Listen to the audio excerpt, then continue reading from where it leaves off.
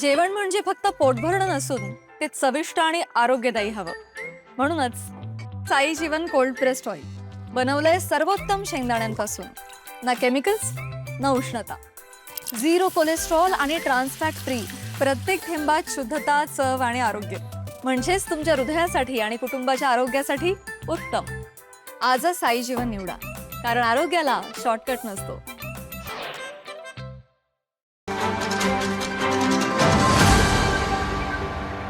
भारताच्या घटनेमध्ये 74वी राज्यघटना दुरुस्ती झाली आणि स्थानिक स्वराज्य संस्थांना स्वायत्तताचा निर्णय झाला आणि त्यावेळीपासून प्रत्येक स्थानिक स्वराज्य संस्था आपापले निर्णय आपापल्या शहरासाठी घेऊ लागले.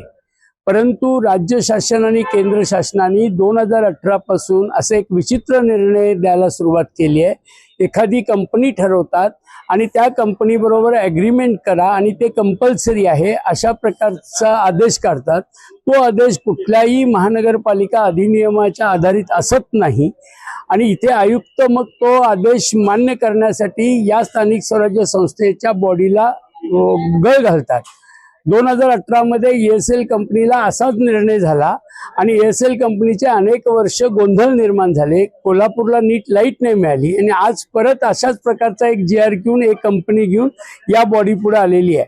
त्यामुळं या GRला हा चुकीचे GR आहेत, हा आमच्या स्वायत्ततेला धक्का देणारा आहे. स्थानिक स्वराज्य संस्थेचं अस्तित्व अबाधित न ठेवणारा निर्णय आहे आणि म्हणून हे राज्य शासनाला कळवावं आणि अशा प्रकारचे निर्णय आम्हाला घ्यावेत असं त्यातलं भूमिका आज आम्ही महासभेत मांडलेली आहे.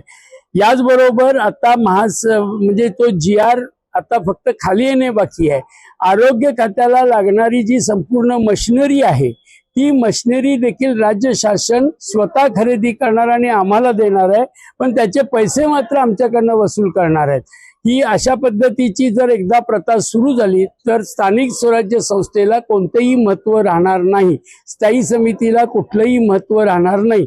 आर्थिक देवघेवणीचे, विनियोगाचे, खरेदीचे अधिकार हे जे स्थायीला घटनेने दिलेले आहेत, कायद्याने दिलेले आहेत, त्याचा काहीही अर्थ उरणार नाही. म्हणून हे राज्य शासनाकडे ह्या सगळ्या बाबी निदर्शनाला आणणं गरजेचं आहे. आता आम्ही जे महासभेमध्ये सगळ्या लोकांनी मिळून राज्य शासनाकडे हे प्रेझेंटेशन करायचं ठरलेलं आहे. ते लवकरच आम्ही 2 दिवसात ठराव करून प्रेझेंटेशन करू. अगदी जर यावर राज्य शासन नाही ऐकलं तर याला आम्हाला हायकोर्टात जाण्याशिवाय पर्याय राहणार नाही. ताज्या घडामोडी पाहण्यासाठी माझा महाराष्ट्र न्यूजला आजच सबस्क्राईब करा.